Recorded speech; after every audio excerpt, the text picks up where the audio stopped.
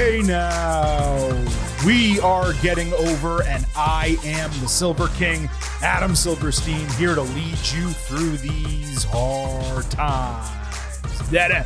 With your WWE WrestleMania 40 Night 1 instant analysis. That's right, Getting Over is back once again, and we will be breaking down everything that happened on Saturday at the Showcase of the Immortals. That is every single one of the 7 matches. We're going to tell you what happened. We're going to give you our grades for those matches, and we're going to discuss what it means for WWE going forward. Now, co-host Vintage Chris Vanini was in Philadelphia live at WrestleMania. He will be joining us momentarily. Before we get to him, before we get to the instant analysis, it is my duty to remind you that the Getting Over Wrestling podcast is all about Defy. So please, folks, stop being marks for yourselves and go back to being a mark for me. Go back to being marks for Silver King, for Vintage, for Getting Over. Head on over to Apple Podcasts and Spotify. Leave a 5-star rating on Apple. Take a little extra time. Leave a 5-star written review. If you do, we will read it live right here on the show. Don't forget to follow us on Twitter at Getting Overcast for episode drops, news, analysis, highlights, all of that good stuff. It is also where we are posting pre and post-show polls for every premium live event, including, of course, Night 2 of WrestleMania coming up Sunday, and we use your opinions from those polls to help fuel our instant analysis podcast. So don't forget to vote and follow us on Sunday. Please also remember, I happen to love the number 5. and I hope you do as well. So for $5 a month or $50 for the entire year, you can become an official Getting Overhead. Just visit buymeacoffee.com/gettingover. Sign up. You will get bonus audio, instant reactions to Raw, NXT, Dynamite, and SmackDown every single week, along with exclusive news posts every single Friday. Again, buymeacoffee.com/gettingover. Now, when we do these instant analysis shows, generally, this is the time we would crack open a cold one. Unfortunately, Vintage is driving. The Silver King has been sober all night, and it's now nearly 1 a.m. on the East Coast, so it doesn't make any sense to do that. So we're probably going to skip it for WrestleMania, but we'll bring it back, I promise, at the next premium live event or pay-per-view. That said, allow me to welcome Vintage Chris Vanini into the show. Chris, you're in the car. You're trying to get home after night 1 of WrestleMania. Kept the Silver King up late because you had to stay for the damn press conference. We will talk about that in a little bit. How are you feeling right now?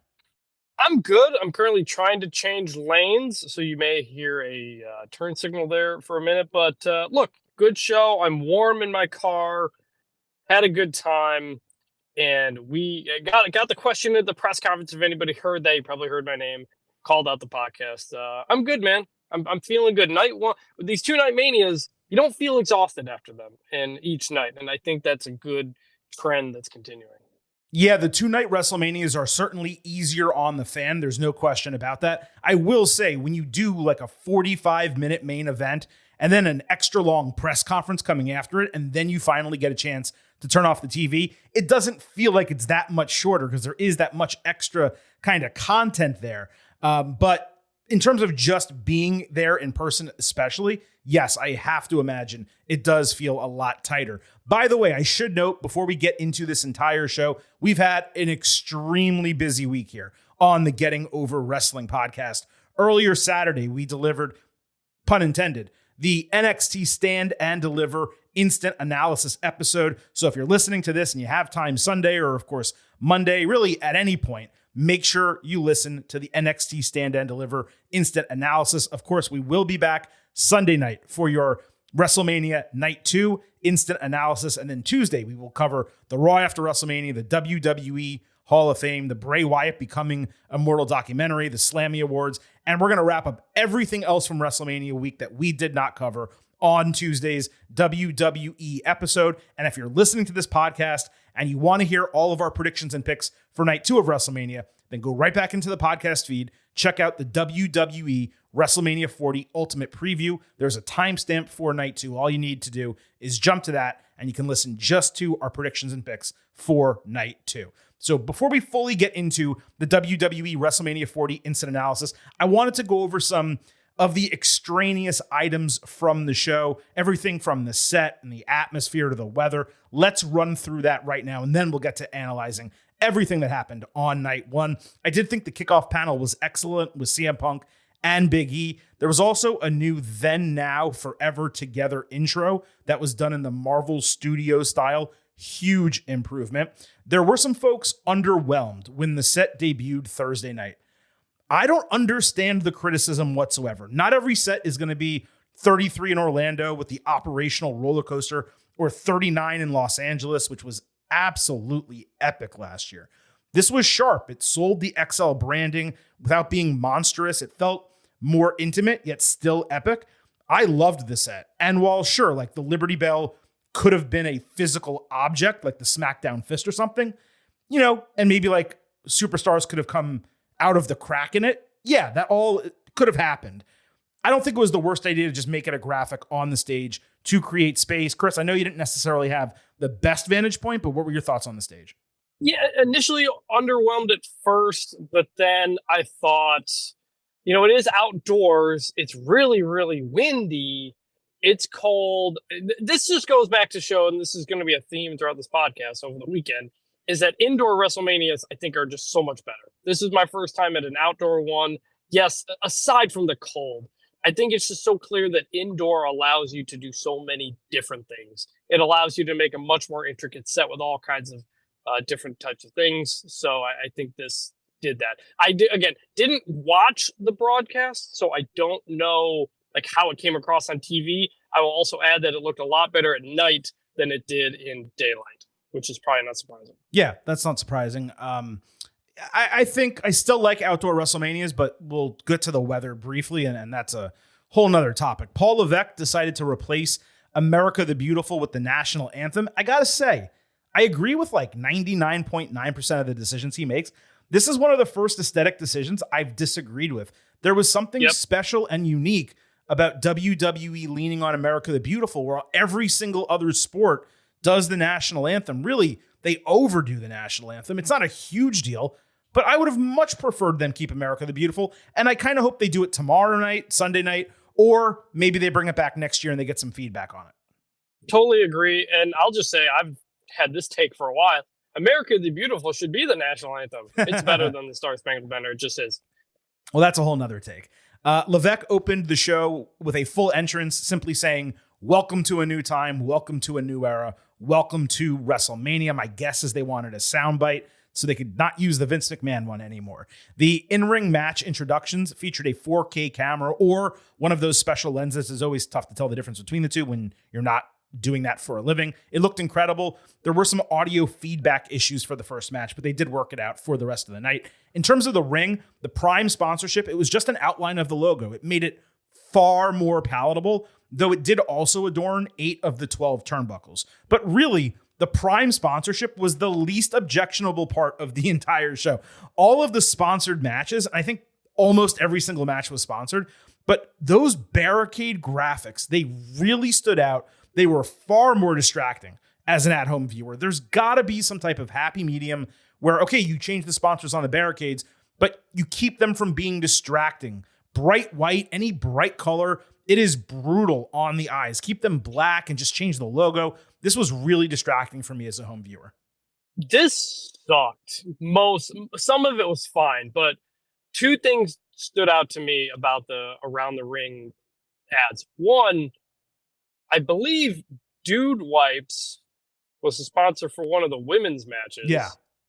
Which was bizarre and just it stuck out because of that. Mm-hmm. And two, I could accept some of it, but an advertisement around the main event to me was disheartening, discouraging.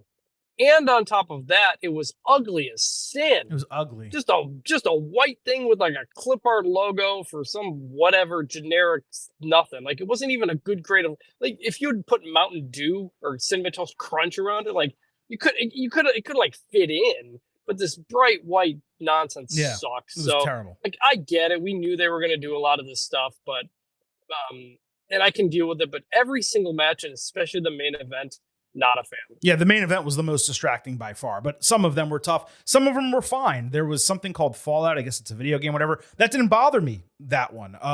There was a Knuckles one for NXT Stand and Deliver earlier Saturday. Didn't bother me at all. But yeah, some of them were real super distracting. WWE and TKO, they have to weigh, like, okay, sure, bring in the money, do what you got to do, but at least make it okay visually for your fans as well. You can't kill the fans, and they're the ones you need to watch your product. They don't have that at UFC. You know, they don't have LED barricades around the octagon, and they flood they flood the octagon itself with ads on the mats, on any posts that they have. The fighters sometimes, or I guess they used to. I don't know if they. I don't want to speak out of that anymore. I think they just wear Reebok gear, or they used to. I don't know UFC that well. Point is, they advertise a lot of stuff, but those LED barricades are the most distracting thing, and they got to figure something out. Let's move on, though. The weather was real freaking interesting in Philly. 45 degrees, swirling winds. When the sun went down, it got even colder. Chris, there was a lot of talk about the fans being terrible in Philly. You were there live. I was listening, of course, on television. I think they were hot in some parts. They were cold, no pun intended, in other parts. Were they disappointing in totality as a home viewer? Absolutely, yes. But it's my opinion, a couple things. One, people forget sound dissipates in a stadium, especially when it's a wrestling setup in a stadium. Totally different from the NFL, mic differently from the NFL. It's not analogous. But number two, I saw many people post this on social media. A couple people that were there who are getting over listeners DM'd me. They were like freezing cold in their seat, and it just affected their bodies, and they didn't want to stand up and cheer. They just wanted to sit there and maybe make noise with their mouth and stuff. But they didn't have the desire to be boisterous because they were so freaking cold and miserable. Also, the sound dissipates more in an outdoor stadium than it does in an indoor stadium. For that point, I had a strange experience, and I won't get too long into this, but I was in the press box, and we sit down, and I'm right by a window. Some of the windows slide open, and there was no audio of the broadcast in the press box, and all the media there, most of the media are like fans. It's really freaking weird, but they were all really upset that they couldn't get the broadcast. So we cracked the window open for a bit, and so we could get a sense of the crowd at the very beginning of the show, and it seemed fine. And then they got the broadcast going, which was itself on a 2-second delay, and everybody closed their windows. And so then we couldn't really hear the crowd. And I was really annoyed. I slid it open for some entrances and stuff to try to get a better sense. And then eventually during the Sammy Gunther match, I just left the press box and I went walking around to try to get a sense of things. I walked into the crowd, hear how's it sound? How do people look? And it was... I haven't listened to the broadcast. We could hear the broadcast, but I didn't really listen. I will say the crowd did seem louder than people seem to think it did on television. So it's partially mics, partially just what the cold does to noise. But the biggest part was that, everybody was really cold. Everybody was bundled up, hugging each other, just staying warm. And it's harder to get out and do that and make noise when you're just really cold. I've been at cold football games. It's the same thing. It's really unfortunate. Nick Khan was very clear on a podcast without saying as much. WWE is not going to do WrestleMania in an outdoor potential cold weather environment ever again. It's not going to happen.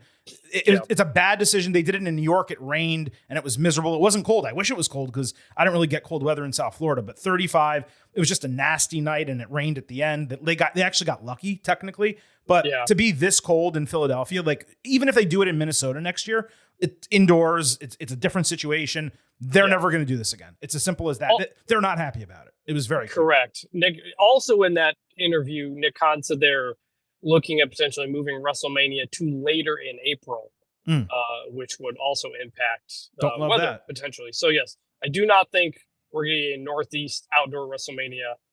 Maybe ever, maybe at least for a very long time. Yeah, I could see them moving it off this week just because it's the Final Four for both the men and the women for college basketball. The following week, though, is the Masters. So you're talking third week, and it would have to be between the Masters and the NFL draft. That's the only free week in April for them to do WrestleMania. Maybe that's the one they choose. But yeah, I don't know. That's going to be a tough decision for them to make. And lastly, we're going to get to the instant analysis next. Tickets were announced under 73,000.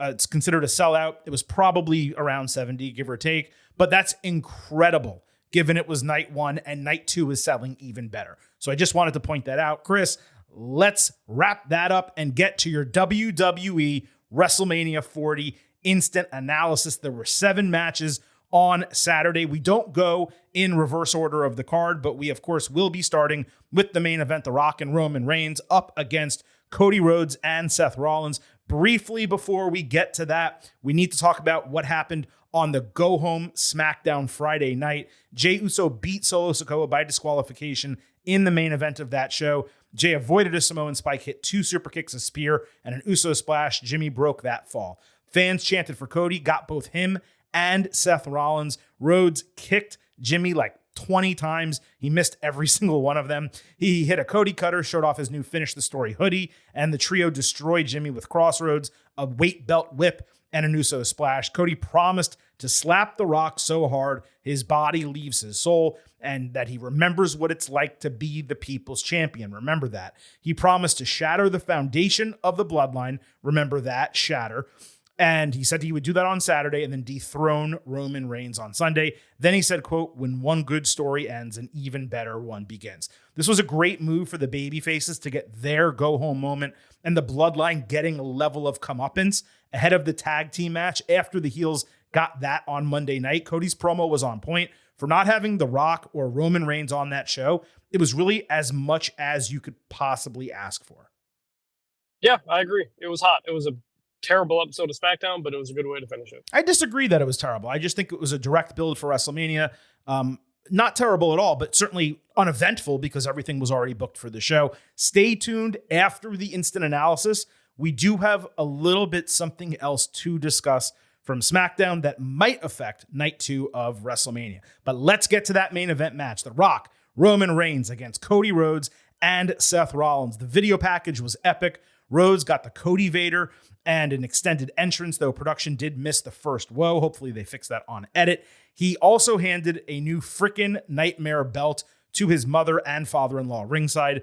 Rollins had an outlandish outfit. He wore gold for himself. I think the blue elements were for Cody. The Rock's entrance was completely extravagant, version 10.0 themed, ton of lights. He walked through fire. A Brahma bull was lit up in fire on the stage. He was holding also the new People's Championship given to him at the WWE Hall of Fame by Muhammad Ali's widow. We will talk about that later. Reigns' entrance was pretty normal. The faces winning would contractually bar the bloodline from ringside Sunday. The heels winning would make Reigns versus Rhodes a bloodline rules match. So that's the setup for this match. Real quick. Rock has mentioned this version 10.0 thing a couple times now. What the heck does that mean? What is 10? What is this, the 10th? The 10th version of his character in WWE. He's had 9 other versions. I tried to count it in my head. I could not get to 10. I'm sure if you stretch it that he has, yes. It's always like, this is 2.0 or 3.0 or blah, blah. And he's just like, this is 10.0. Nobody says that. Nobody says 10.0. I think you can get there. Multiple versions of Maya Via, the Nation of Domination, Corporate Rock, People's Champion Rock. I mean, that's already just 4 or 5. Yeah. And you can get to 10.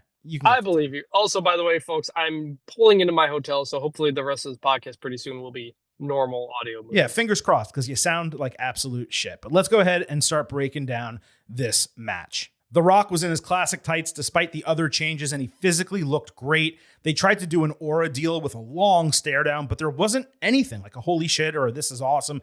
No dominant chant from the crowd, at least not that we could hear on TV. It started super slow. Action really started like 7 minutes after the bell when Rock entered the ring. Then at 10 minutes when Cody entered, there was 2-on-1 against the Rock. Then the referee tried to sort it out with the side standing off again. The faces smartly attacked the heels and it spilled outside, with Rock telling the ref if he counted anyone out or disqualified anyone, he was fucking fired. Quote unquote, the curse went through the TV.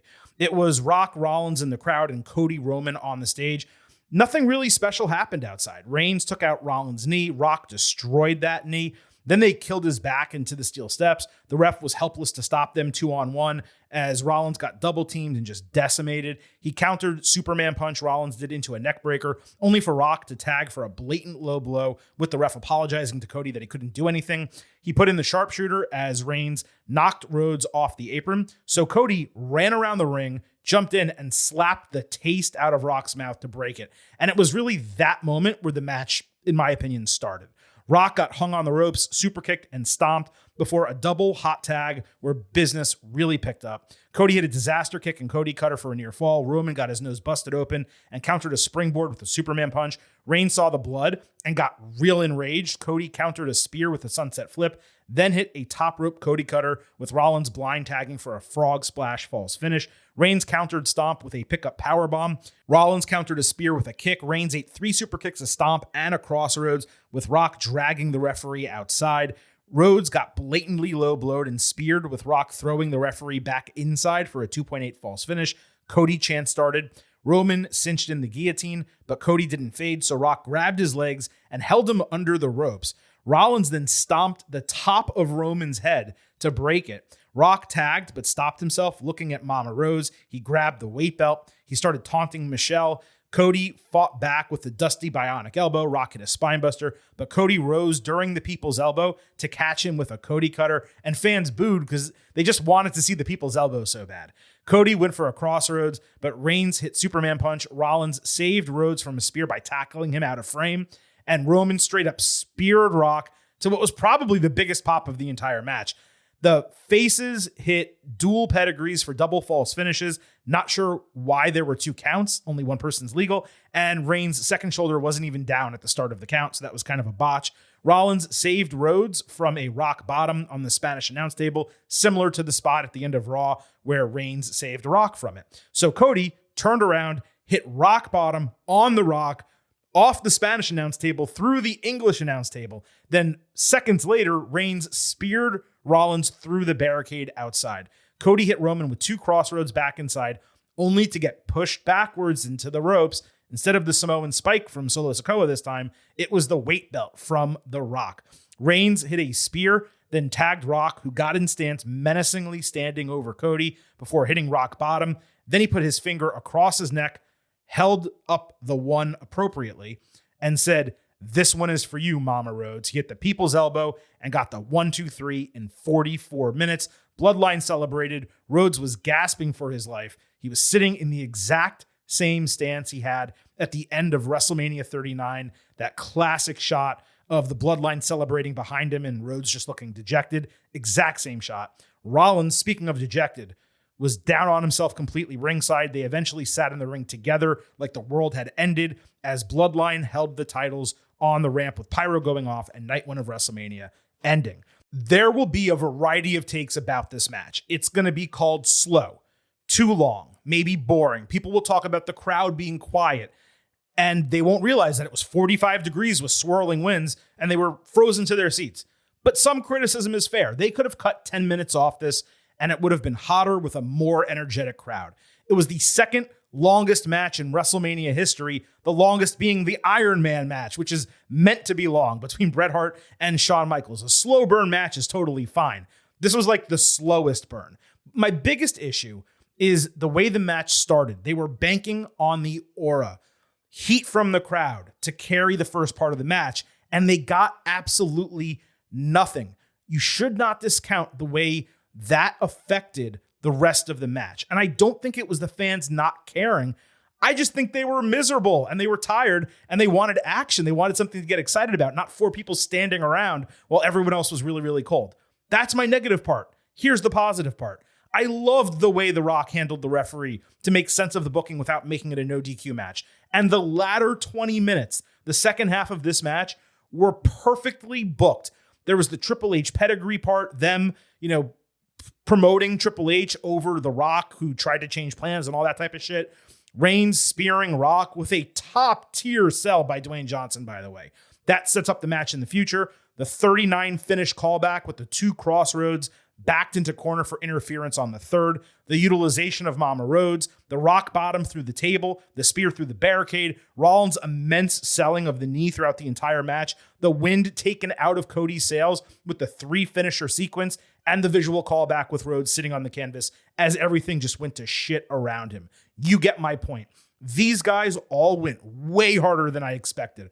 Rock looked shockingly good for how long he has been out of action. Excuse me here, but he sold his fucking ass off for everyone, and he was probably the MVP of the match. You would think he'd be the least valuable player just because of his age and the fact that he hasn't been working. He was the MVP. That training camp worked wonders for him, clearly. And let's not forget, this finish is exactly what we wanted, or at least I can speak for myself, exactly what I wanted and what I've been talking about for the last month or two. Rock pinning Cody straight up, Rollins being protected from possibly taking 2 falls in case he does lose Sunday. Rhodes at his absolute lowest point that he's been in for the last 2 years. It's going to make the rise even sweeter. So did it start slow? Yes. But holy shit, did this pick up massively. Opinions are going to be immensely varied on this match. I've seen them. But for me, it was as good as anything else on the show. I did think it would be bloodier and more violent just because of the lead into it. I was like, well, they're going to just destroy each other. Rock is promising blood and tears on this belt. He didn't really deliver that. But the storytelling elements for me took it completely over the top. I went 4.5 stars and an A. This was so much fun, man. Like I loved this. And I saw like people were complaining pretty early on. Maybe it's because I was there, but it never felt dead to me because there was so much movement. There were not very many, if any, moments in this match, at least at the top of my head, where there was just like slowness and moving around. Very like if it was the very beginning. But once they got out of the ring, like everything was moving fast. And frankly, there was a lot of Cody Roman stuff that I looked like they didn't show on the broadcast because They didn't. Because they had the camera on Rock. They skipped that whole sequence, yeah. So like Cody suplexed Roman onto the stage. That's the only thing we saw. We saw one suplex and that was it. Roman threw Cody off the side, not the top of the stage, but like halfway up the stage onto the metal stuff. Like, so like I'm watching both things at the same time. So I don't think the broadcast got as much Cody Roman there. But that was so like, but there was a point where I was like, man, this isn't hitting that next gear. Mm-hmm. And when Roman speared Rock, I was like, oh God. Well, first you could see it set up. I don't know what the camera was, but you could see for a good like 20 seconds that they were setting up Roman. The camera hit it. It was focused on Cody. So when Rollins tackled him, that came out of nowhere. It was really well done. Yeah. That came out of nowhere. Okay. And you just saw Roman go right into Rock, and Rock sold the shit out of it. It was great. In person though, you could see it like set up for Sure. a good 10 to 15, and everybody around us was like, oh boy. And so when that happened, I was like, oh no, this is gonna be how we're gonna do a Rock Roman breakup and whatever. And everything's really hit that next level from there on out. And all the false finishes got me. And there were moments legit that I thought, man, we might for some stupid reason, I thought, man, maybe Seth and Cody win this and Rock Roman and Rock Roman breakup is the thing. But that's I like that. I like getting worked, you know? Yeah. That's fun. And so that all worked great. And yeah, just the table spots. And yeah, I love this, man. This was a lot of fun. The only thing was, you're right, it didn't get to the level of violence we expected. I thought Cody was going to get whipped again. Mm-hmm. You know? He took one whip, I think. Yeah, I thought I thought the whole point was he's going to whip and put blood on him and show it to his mom and yada, yada, yada. By the way, I talked to Mama Rhodes on Michelle Friday. Yes, Michelle Reynolds. Nicest lady in the world. I did that story on Cody for the Athletic, and one of the people I talked to for the story invited me to come see them at WrestleCon. Dustin Rhodes and Mama Rhodes had a table, all the money for the Dusty Rhodes Foundation. They sold out of Mama Rhodes shirts. I talked to her for a couple minutes. That's awesome. Nicest lady in the world. Seeing her get in the Rock's face was awesome. Mm-hmm. So they did a good job of that. I just thought we'd get a little bit more, frankly, based on how much they had hyped it up. But by the time this was over, I was like, okay, that ruled. That was pretty much exactly what I wanted it to be.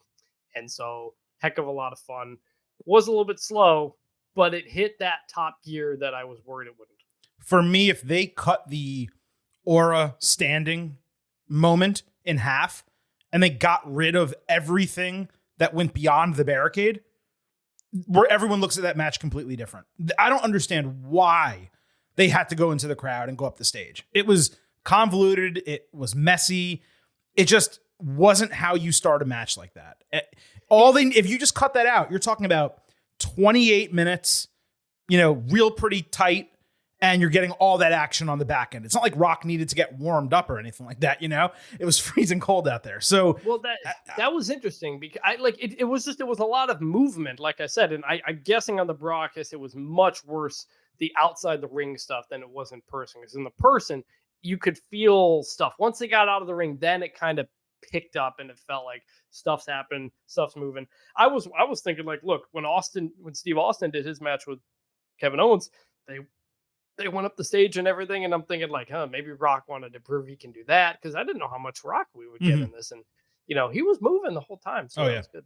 Now, coming out of this, going into Sunday, I don't want to jinx anything, okay, but the way Rollins was selling that knee all match, I mean, if that doesn't factor into Drew McIntyre winning the championship, what are we even doing here? I mean, maybe they even book like a relative squash match. It would make so much sense given the way Seth has been decimated. And I know we said that about the Shinsuke Nakamura match and the Finn Balor match. He went into all these matches injured. But I mean, this guy was selling a knee constantly. And now he has a title match 24 hours, maybe less. I might open the show on Sunday. He really should not even be that competitive with a 100% McIntyre. Yeah, that's true. My biggest takeaway in terms of going into Sunday for this was we got a lot of Cody Roman, like a shocking amount. I thought they were going to keep that to not a minimum, but like limit it and do more Cody Rock, because that was a story. And then when we get Cody Roman, it's a bigger deal. We got a full on Cody Roman match in this. Again, they were the ones who went off together off the outside the ring. So that was interesting. I'm curious, like how much Cody Roman we get Sunday before shenanigans, because again, they gave us they gave us a whole match worth of Cody Roman in this match. They did, and that was interesting because it seemed like the way everything was lining up, it was going to be Cody Rock and Reigns Rollins. That's what it seemed like they were going to, and we still got that. Don't get me wrong. Like, I mean, the finish was literally Cody and Rock, and Rock was all over Mama Rhodes. Like, that was a whole part of the match. But you're right. I didn't think we'd get as much Roman and Cody as we actually did. But I found it kind of refreshing. I just loved the way this match transpired. Like, I understand that people may have been bored to start the match. I was part of that. I was like, man, I'm tired. Like, what are they doing? But once it picked up, if your mind didn't turn and say, oh my God, they are absolutely crushing this, then we watched a different show. That's really all I can say about that. Now, Chris, I was waiting to see if The Rock brought out that People's Championship for the match. And I was waiting to see that before I said anything about it on the show. But as soon as I saw it Friday night, I had this weird thought in my head, okay? Cody said on Pat McAfee's show that he thought The Rock needed to remind himself what it meant not to be the final boss, but to be the People's Champion. And I believe it's something he also mentioned in a promo to Rock on television. He said something like that. How he has become the People's Champion.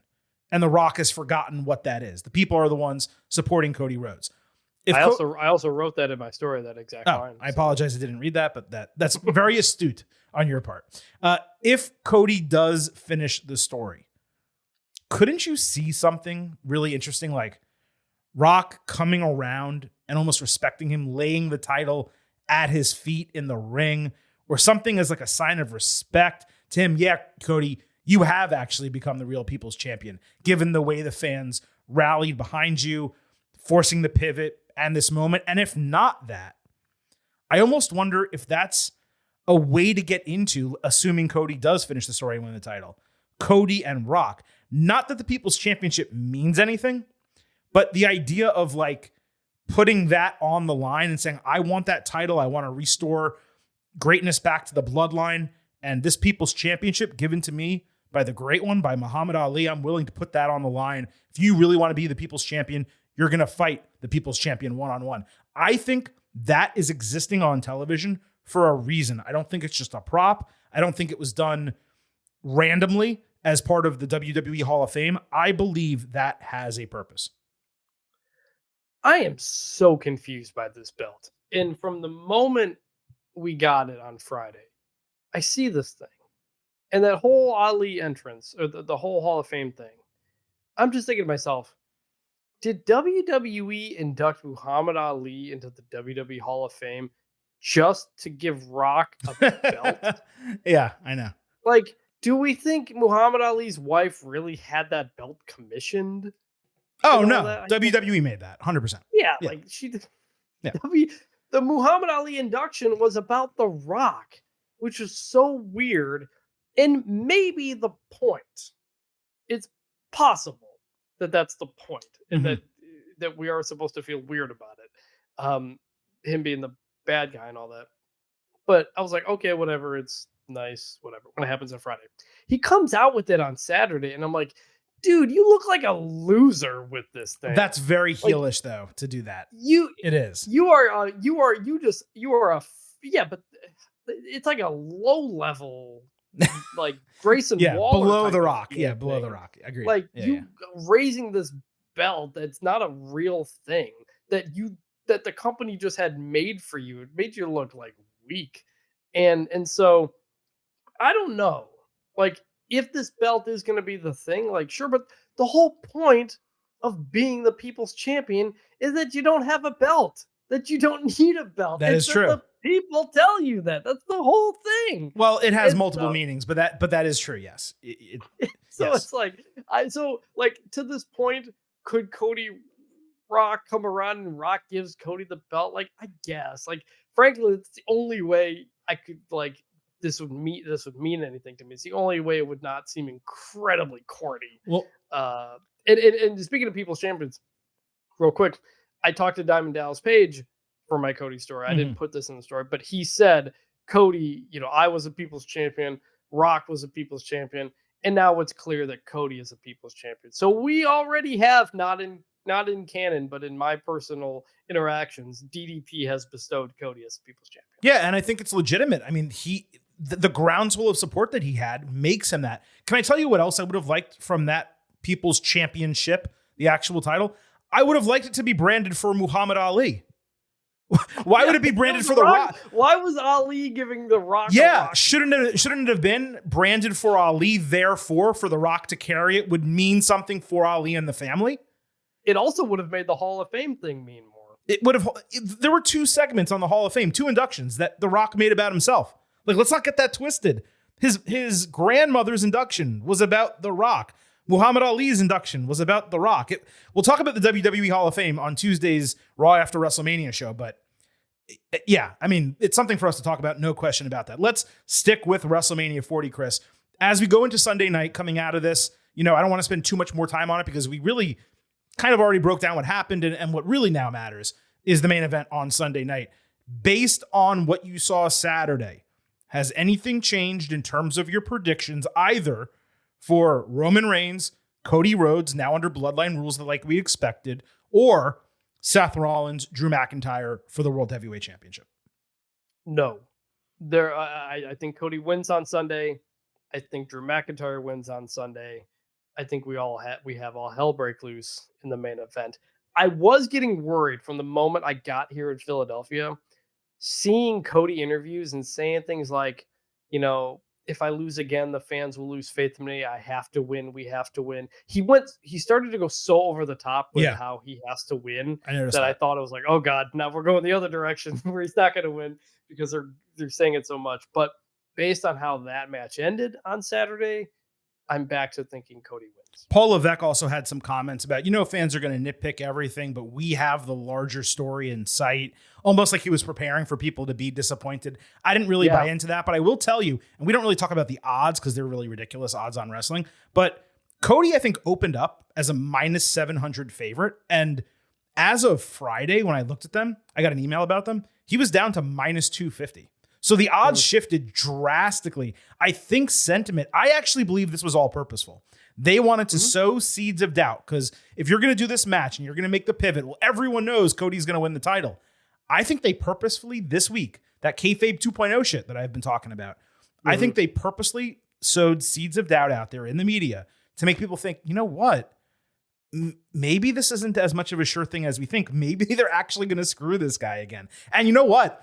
There's still some like tinge of that in my head where I'm like, yeah, are they going to go through with this? Because they keep talking, like Roman's like, hey, I'm gone if I lose the title. Heyman's like, I'm gone if Roman's not champion, or I forgot, or Roman said, I'm gone if Heyman leaves. Heyman's like, I'm gone if Roman's not champion. And like, it all connects together where it's like, okay, if Roman drops the title, do we never see this guy again? Like that's what they're trying to tell us. But obviously, I mean, I don't believe that for a second. But yes, I agree with you. No prediction changes for the two main matches on Sunday. McIntyre badly needs to win the World Heavyweight Championship. Rollins has done a great job. He does not need to carry it anymore. McIntyre's over like Rover. He's kicking ass. And Cody's got to beat Roman. He's just got to finish the story. They got to do it now. It's the perfect setup. They've taken us exactly, we talked previously about landing the plane, right? And the landing gear coming down and all that. It is 6 inches off the tarmac. It's right there, Chris. Yeah. It's also they finished this perfectly. Bloodline rules, Rock pinning Cody, every single thing we've talked about on this podcast. They're right freaking there. And and Cody also said at the end of SmackDown, when one story ends, another one begins. Yes. They keep hyping up new era, new story, yada yada yada. But I think that also implies that they can close this loop without ending everything. Yeah, you close this chapter, but the novel goes on.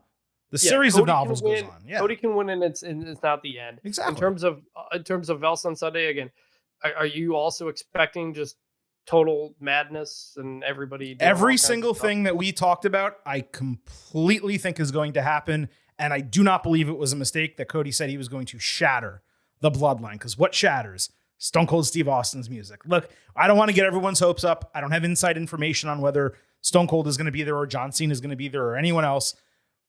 It just feels like it's happening. And in fact, let me give you a little other hint of that, Chris, because you sat in on the WrestleMania 40 Night 1 press conference after it was over. Let me give 2 items here and then you can address them.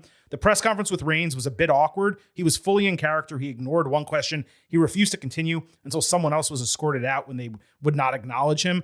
Again, you can talk about that, but after that moment, he actually gave some excellent answers. And then The Rock came up. He said he felt great after the match. He had the time of his life. He also said, quote, there might be more matches for him coming up. He gave multiple exceptional answers to questions, including one that you asked. We'll play it before we move on. It's just going to be so much for tonight. So I'm going to go over Reigns and Rock either Sunday night or Tuesday on the Raw After WrestleMania show. But he did say he was proud of the pivot, how everyone bought into it. He also said, this is what I was getting to, we can expect surprises during Bloodline Rules for night 2. Of course, he would not say what they were. What was your overall take on those 2 press conferences, Reigns and Rock? And then I'll play your question and that answer. There was like a handful of us there who are like really trying to do things, and obviously a lot of people who don't. So Roman Reigns comes in. What he means is ask real questions like journalists, not like fans. That's what you're trying to say. Yeah. And so Roman says acknowledge me, and like 90% of the people did there, which is freaking embarrassing. Yeah. And one fan in the back booed. It wasn't a media member. They have the VIP fan experience in the back couple of rows and standing, and some woman booed. And so he said, get out of here. And she said, well, what if I acknowledge you? And he said, no, get out of here. Serious guy. And it was legitimately like, it was weirdly tense. Tense. Yeah. It felt actually tense, even though he's doing it in character. And so I was like, not sure how to like feel about all this. And then I looked back a few minutes later and she was gone. So I think she left, unless she went to another part of the room. So that was extremely weird. Then Chris Van Vliet asks his first question to Paul Heyman. Paul Heyman gets really upset that he was asked the first question instead of Roman. Again, pretty tense. It was tense and it was in kayfabe, but they did say, do you have any questions for Roman Reigns? And he did ask Paul Heyman. I like Chris. I'm just saying, like, It is, Yeah. but I Paul Heyman has always asked questions. Of course, but not the first question, not the first one though. Generally, No. So that was kind of weird. And then once Roman got asked the leukemia question, you couldn't kayfabe that, and it was interesting and good stuff from there. Then the Rock stuff, people mostly asked good questions, especially once he gave good answers. Mm-hmm. And he was answering them not as the final boss, he was answering them as board member of The Rock. And so I asked him about Vince McMahon and Triple H and the company, and other people asked some good questions as well. And it was actually really interesting. And I always say with these press conferences, ask real questions. If you ask kayfabe questions and play along with ask about the storylines and shit, it's wasting everybody's time. Like, love Chris Van Vliet, nice guy, does good work.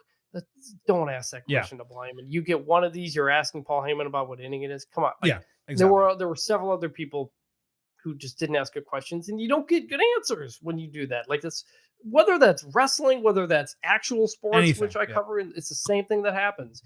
People ask bad questions, you get bad answers. So the Rock stuff was really interesting. I'd love for that to be the norm moving forward. Well, let's go ahead. I don't know if this clip includes your question, but let's see your question and your answer for Dwayne Johnson, The Rock. Rock in the middle here, Chris Vanini, The Athletic, Getting Over Wrestling Podcast. This was the first WrestleMania without Vince McMahon. What do you think of the job Triple H has done, and anything about the state of the company? I think that Triple H has done a tremendous job as our chief creative officer. I think that's his title. He has a few, earned every single one of them. I like ushering in new things and new times and new eras. And it feels like in our world here, professional wrestling, it is a new era that we're ushering in. I talked to Paul Levesque, Triple H, earlier as we were kicking off the show tonight. And without giving any detail on what we talked about, it's a special night for him. This was the beginning of something and marking the beginning of something new for him under his creative. And I think from a company standpoint, this is an exciting time for the company, for WWE. It's an exciting time for TKO. You felt the convergence towards the end of the year when the acquisition happened. You felt the convergence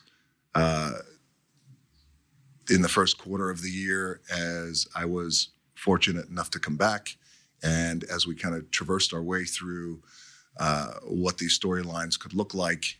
And so it's an exciting time. And I think we capped off day one of WrestleMania, of this WrestleMania that we have stated was going to be the biggest of all time, which is really saying a lot, obviously, considering given the givens and how many great WrestleManias there's been in the past. So I thought that we collectively as a company and as a team put out a really good show tonight. And the best part about putting out a great show tonight is you get to do it all over again tomorrow. Chris, before we move on, we'll talk about everything else that happened at WrestleMania 40 Night 1. Just one question for you. Did you feel the mana? So what exactly does that mean? Just like his masculinity or something? You text me that like 3 times. I had no idea how to respond. The aura of The Rock, I guess. It's a joke. It's what he says. Look, when I've seen The Rock a couple times the last couple weeks now, so probably not so much. But when I saw him for the first time at SmackDown in Dallas a couple weeks ago, he exudes the star power. And frankly, I feel it less when he gets more into like the thoughtful answers about questions. Yeah. Because then he feels like a normal person. I'm pretty sure it's like Polynesian and it's like energy power, Yes. So he says it, and Terramana is the name of one of his things. So I just wanted to have fun with you. That's all. All right, look, we got a lot more from WWE WrestleMania 40 Night 1. We've already taken a lot of time on this main event. Let's go ahead and break down the rest of the show. Let's talk about the first match, the Women's World Championship. Rhea Ripley defending against Becky Lynch. This opened night 1, as I just said. Becky had a memoir-themed entrance with lines from her book and a huge AR graphic of it on screen. She also had some of those lines written on her gear. Ripley got a live performance and pyro on her stomp finally, it amped her the hell up. But you know how those performances go. They rarely sound as good as the real theme, and this did not. It wasn't terrible, but didn't sound great. We also learned that Bex has strep throat with a temperature that went as high as 102 degrees this week, and Ripley obviously has a legitimate wrist injury, so neither of them was operating at 100%. The crowd was decidedly behind Rhea to the point that Becky actually got some boos. She hit a nice tornado DDT plus a draping leg drop outside, a Beck splitter into the barricade, and a flying leg drop inside. Lynch escaped Riptide and basically did a Russian leg sweep off the ropes, locking in the armbar, which Ripley escaped with multiple power bombs. Becky dodged her into the post and did disarm her in the ropes. Rhea countered another leg drop into the prism trap and used body scissors to lock her into it.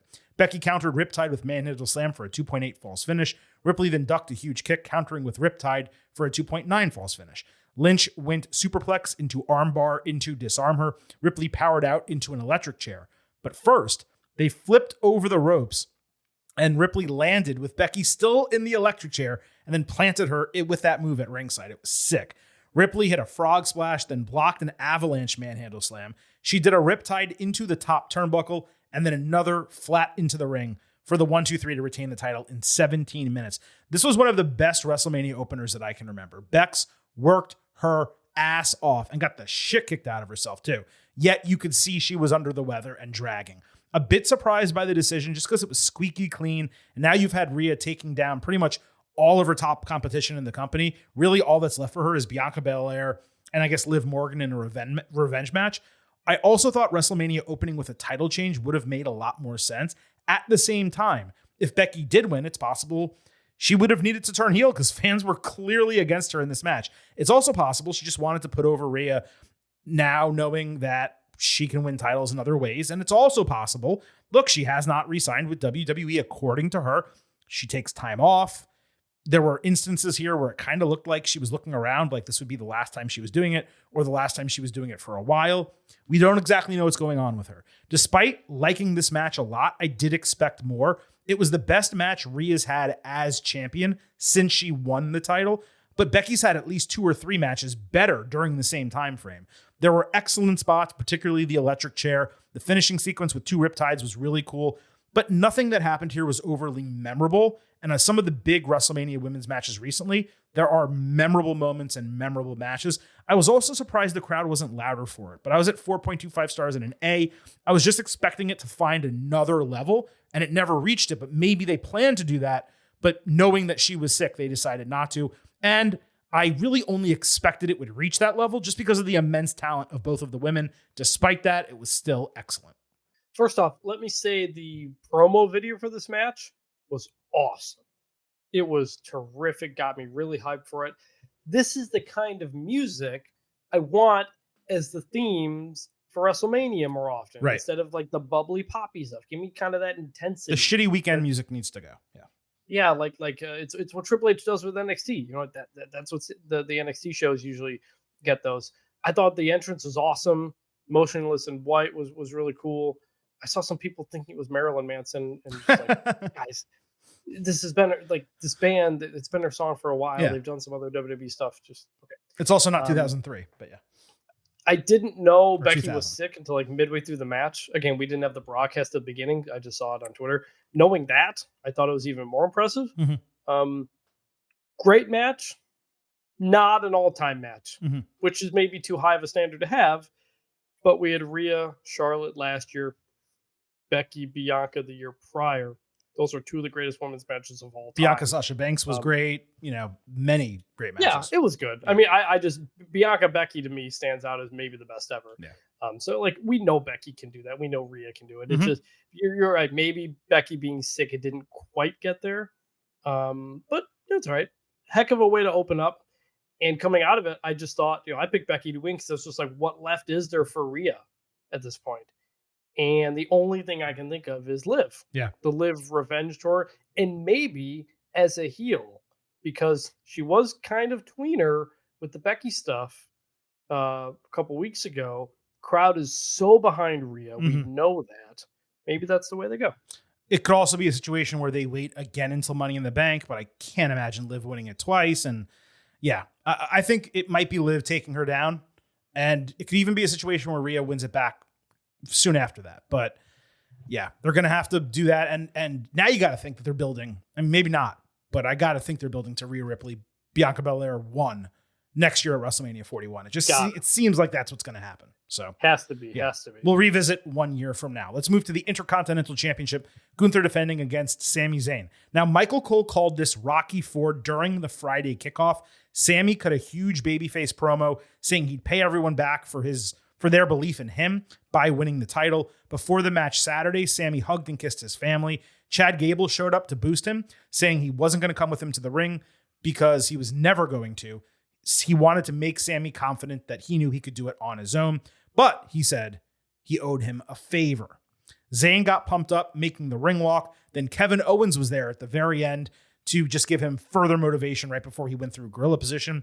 Cole repeated the Rocky IV deal before the bell, and there was surprisingly no major Samantha Irvin introduction for the match, like in the ring with the spotlight. Thought we were going to get that, but we didn't. Sami responded to huge chops by brawling. His wife was shown in the crowd multiple times rooting for him. He came back from a Gunther assault with more chops and a tornado DDT. Gunther locked in a sleeper for a while and hit a German suplex. Zayn caught him with an exploder in the corner. Gunther countered Helluva Kick with a shotgun dropkick and a powerbomb for a false finish. Gunther then basically hit Helluva Kick himself.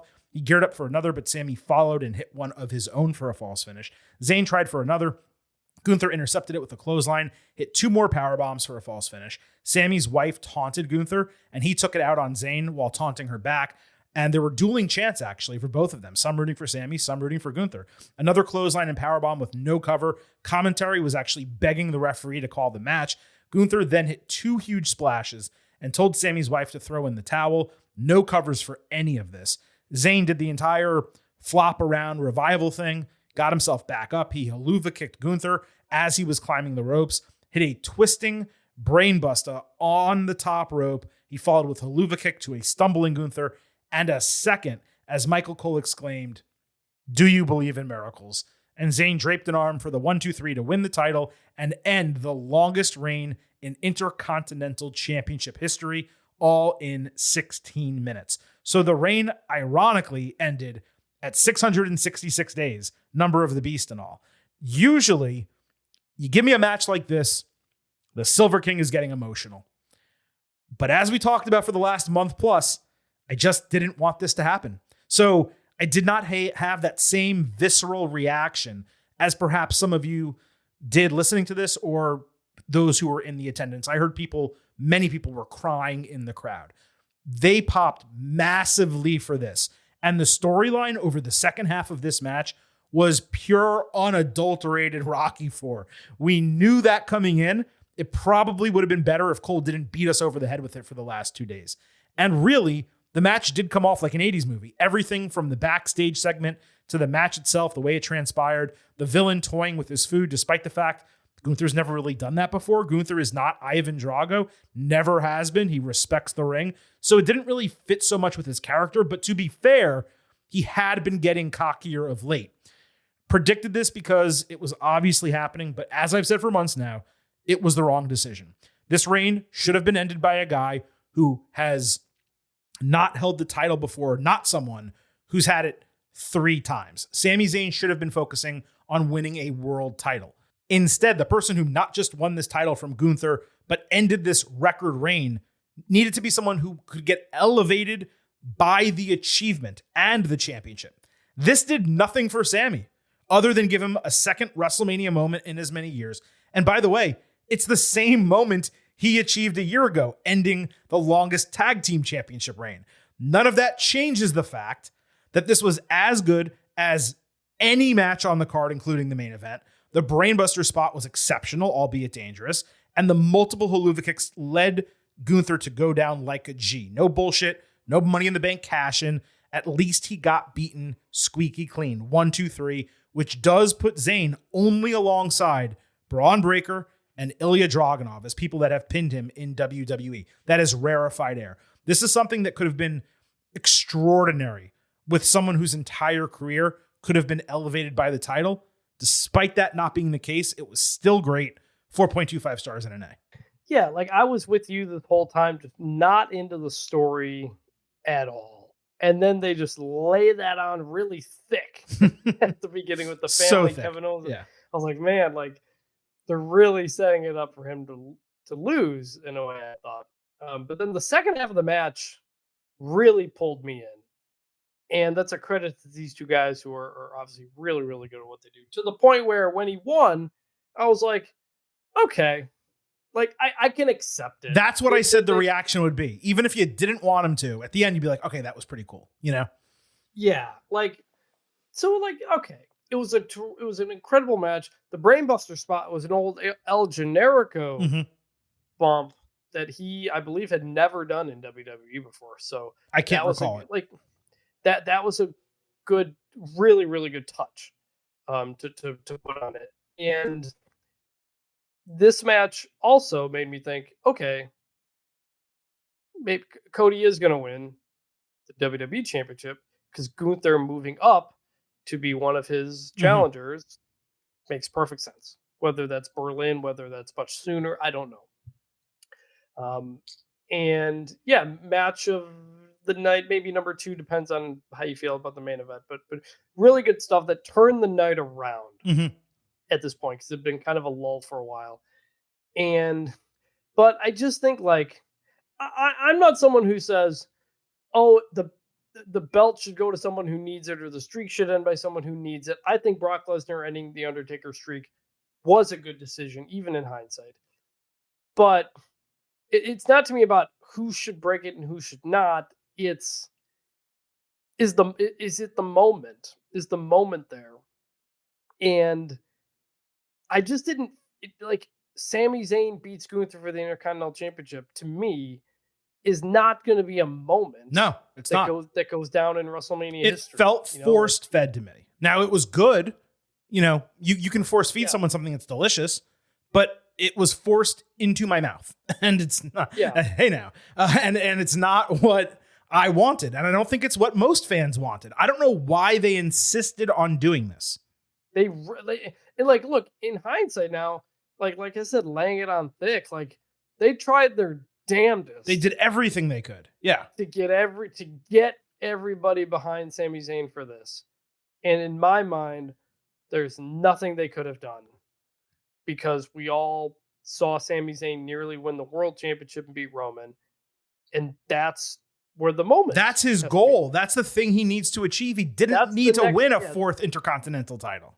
That is the next Sami Zayn moment, and there's nothing you can do to. But now it's like, when the hell is he going to get that? Because guess what? He's Intercontinental Champion now, and you're not gonna have the guy who ended Gunther's reign after 666 days lose it in 30 days. I mean, most likely not. Yeah, I still think we may get a Sami Zayn World Heavyweight Champion down the line at some point. We should. That's what I mean. That's what he has to have. But it's like, he just had that huge moment in the main event last year with his best friend, ending a record reign.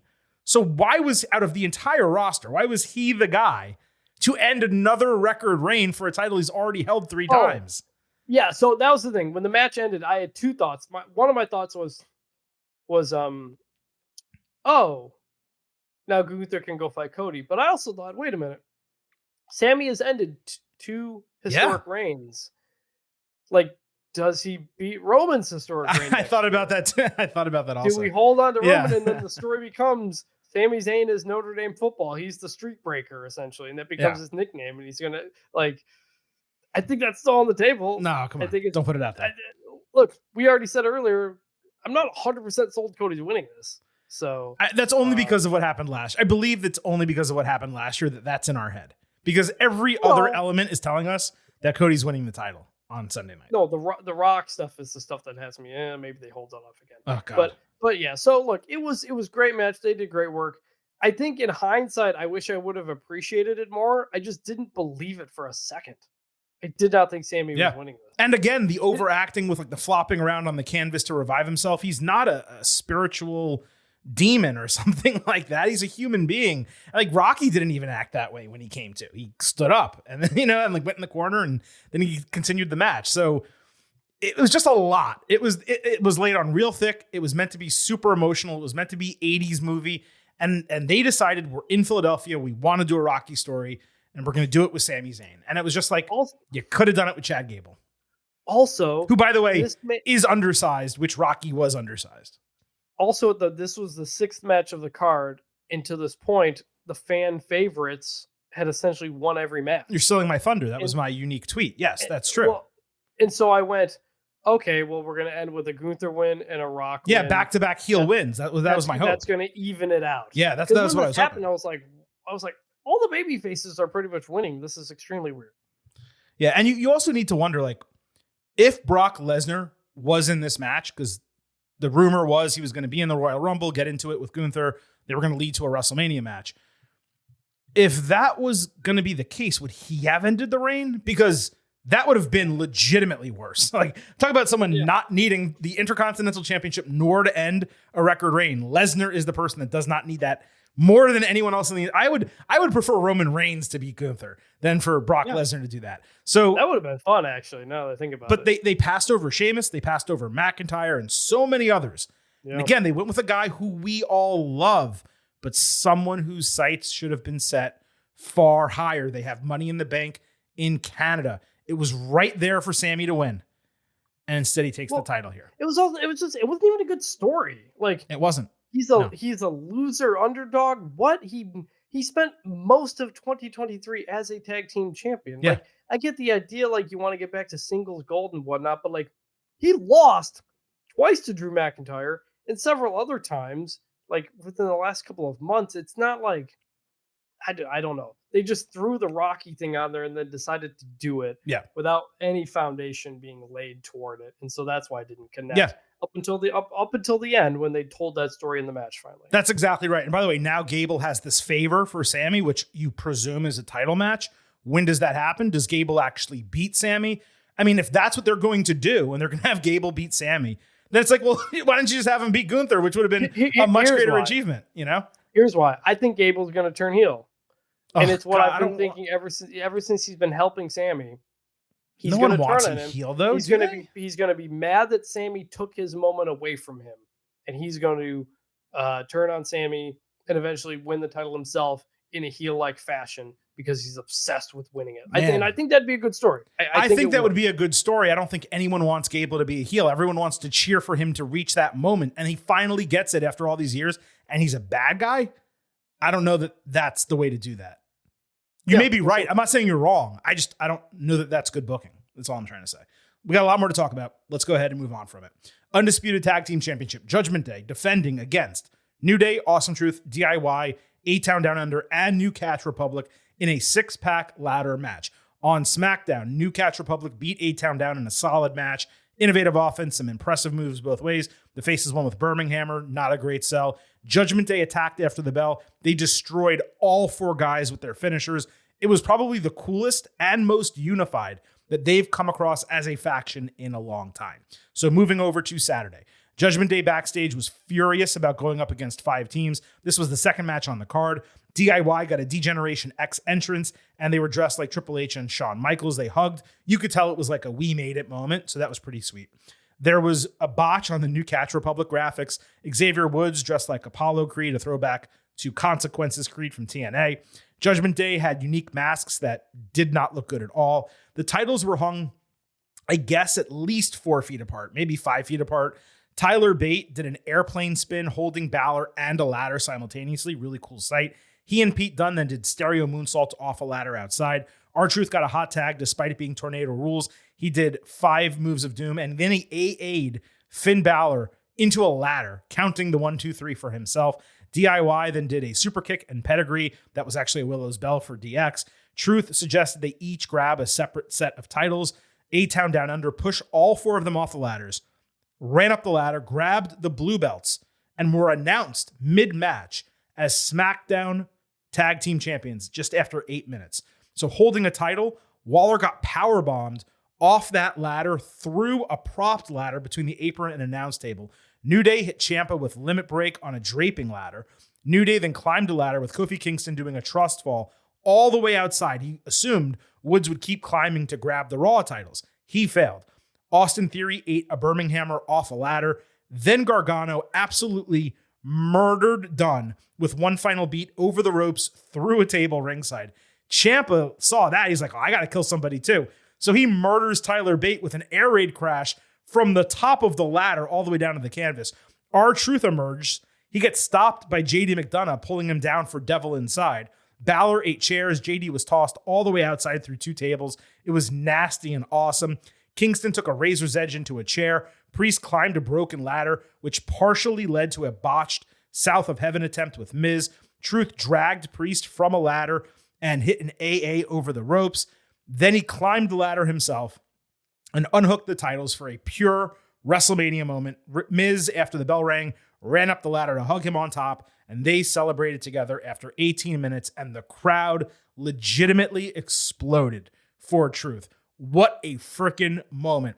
R-Truth is 52 years old, and he won the tag team titles in a huge moment at WrestleMania. The Miz added to his immense collection. He's a no doubt first ballot Hall of Famer.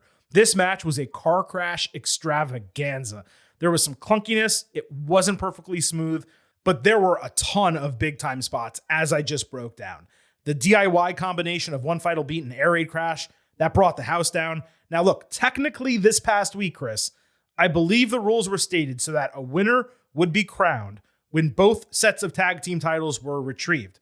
So Waller, in theory, really should not have been crowned until the match was over. But I digress. At least the titles got successfully split and our long national nightmare is over. This was an indie-style match the way it was worked, but it was quite a spectacle. I'll probably go higher on a rewatch. Maybe I won't. I don't know. I was at 4.25 stars in an A. The extra quarter star just coming from the abundance of remarkable moments. Don't expect Awesome Truth to hold these titles long. Waller and Theory needed them. Just as I said on the Ultimate Preview, you tried to pick counter from me. I went 2 for 2. They're the perfect champions for SmackDown. We got the perfect winners in the match both ways, and doing it this way allowed for the comedy moment while still putting over 2 young guys. I was very happy with the way this transpired. Yeah, this was a lot of fun. Pretty much what we expected. A lot of big spots, but I don't know about like super memorable spots, like compared to TLC at WrestleMania 17 type of stuff. But that McDonough bump off the top of the ladder as it was falling going into the tables, that was nuts. This is one I do think when I rewatch the broadcast, I'll have a greater appreciation for. But it was heck of a lot of fun. R-Truth is older than The Rock, by the way, by a year. He's Unbelievable. 52, Rock's 51. And he still moves great and everything. And crowd went nuts for him. That was the moment we were waiting for since January, when the Truth Judgment Day stuff happened. And so we finally got to it. Great payoff. Waller in Theory works for all the reasons that were obvious. Heel champions. Split the belts is great. It was weird that they announced it during the match. I didn't know what was going to happen. But it makes sense. Like, what are they going to do? They pull it down, but then it's whoever's holding it when the Raw belts come down. I don't know. They should have made clearer from the beginning what the rules were for the match, not just say it on Monday Night Raw. But they did make it more clear by putting the belts separate from each other and the thing. And I like that A-Town Down Under just won it like pretty quickly, and without the long drawn out type of deal. They just went up and got it. And I was like, whoa, okay. We don't normally have 2 different things up in a ladder match, and so doing that differently felt fresh. It felt fresh. We now have the 2 sets of tag team champions. I do think, given the way the rest of the titles now look in the company, they do need to refresh both of those, right? Yeah, and I hope that they do. WWE Tag Team Championship, World Tag Team Championship. Yeah, it's what they used to have. You go back to that. Although I must admit, Io Sky, Rhea Ripley, I still have no idea which person has which belt. Really? The World Championships are on Raw, and the WWE Championships are on SmackDown. The way I remember it is that Rhea's belt looks like Seth's belt, and that's the World one. That's how I have to yeah, they're on Raw. It's not that hard. It's not about Raw versus SmackDown. No, I know, but I'm saying for now, because it could get switched up one day, and they may mix them up. But I'm saying for now, it's Raw and SmackDown. It's very clear. I have to do the connection. The ones that look like the WCW belt are World, and so that's how I remember it. And maybe they'll do that with the tag belts too. I don't know, but yes, do that. The tag team is loaded. There's so many teams that are honestly better than these 2 teams that deserve to hold belts. And so I think these 2 winners... I don't know that that's true. You don't think that there are much better tag teams? I think Waller in Theory holding those titles is really smart. they need that for their gimmick, and No, they're very I good agree. wrestlers. I don't think it adds to the titles at all. They both tag titles feel like mid-card titles right now. Well, they've been feeling like that, though. I mean, Judgment Day didn't do shit with them. Mid-tier tag teams are the ones holding them. Oh, yes, that's true. What I mean. Yes. You put that on a lot of the other different tag teams that they have that weren't in this match. That will elevate. Oh, sure. I mean, when the time comes. If you strap up the Street Profits, if New Day comes back, I mean, New Day was in this match, but if New Day keeps building momentum again and they win the titles, DIY certainly is getting over in a massive way. They eventually will be big time champions. And you're right, there's other teams in WWE that could do well. I said this earlier Saturday. You call the Wolf Dogs up from NXT, they're better right now. I'm just being honest, than any team on the main roster right now. So yes, there are more exciting teams that can hold those titles, I guess is really what you're trying to say. But for coming out of this show, the two right teams won. I hope that Waller and Theory have a nice reign with them. Awesome Truth, I hope they drop them as soon as possible. Yeah, and it opens up to so much possibility now with two we can have title changes more frequently. I mean, there's been a real lack of title changes on television in particular, but even premium live events over the last year. All of these reigns, Rhea Ripley's held it for a year. Roman's on 4 years. Seth Rollins is basically on a year. Gunther, 666 days. These undisputed champions have held them after, a couple months after WrestleMania, because Cody and Jay won them, and then Judgment Day won them back. They've had them for like 6 months and then probably 9 months in totality. All of these are really long title reigns, and they've got to start switching them up after 2 months, 3 months, 45 days here and there. So this now gives that opportunity, at least for the tag team titles, for things to happen that are going to be more exciting on television on a week-to-week basis. Let's go to the next match, Jey Uso against Jimmy Uso. There was an excellent My Brother's Keeper video package. I'm not going to describe it, but you should seek it out if you missed it. I've watched it 3 times over the last 2 days, mostly because it's been served to me, but I did watch it. Spoiler, it was better than anything else that happened after it. Lil Wayne came out rapping a Millie as the lead into Jay's entrance. It was cool that he did it. It did not work at all, and it kind of ruined Jay's entrance, which should have been a big moment on the show. This match was completely story-driven. Unfortunately, it wasn't even a good story. Jay attacked before the bell. Jimmy quickly got the upper hand and mocked the crowd gesture.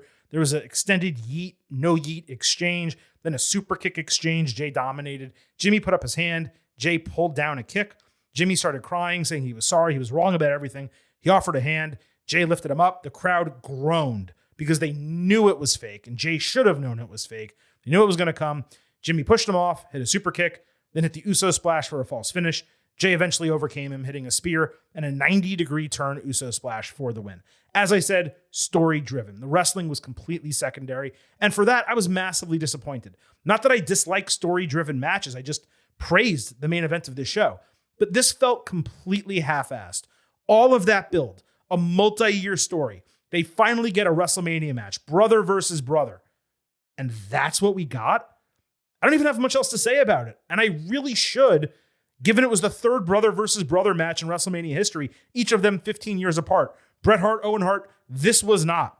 Really, it should have been a gimmick match, a steel cage, street fight, something that would have allowed them to go beyond their moveset, which is identical to one another. It would have helped massively. It was the worst match of Saturday by a long margin, and I'm saying including Stand and Deliver. I went 2.25 stars in a C. Everything about this was so weird, man. Like, we kept saying, like, where is the story? There's so much to use and build here, and what does Rikishi think of it, and all this kind of stuff you could do with it. And it was just a complete afterthought story. They had one face-to-face promo with each other. That was it. The challenge was made and accepted via different backstage promos. Mm-hmm. And so all that happens, and then the video package was good. I had not seen it until this show, but I just went into this thinking, all right, they didn't really tell us the story. That means Jimmy's gonna win, and Jay will get the win back later once they get into it more. And I was stunned when Jay won. I was like, what? I was like, you're giving us a Jay win after that?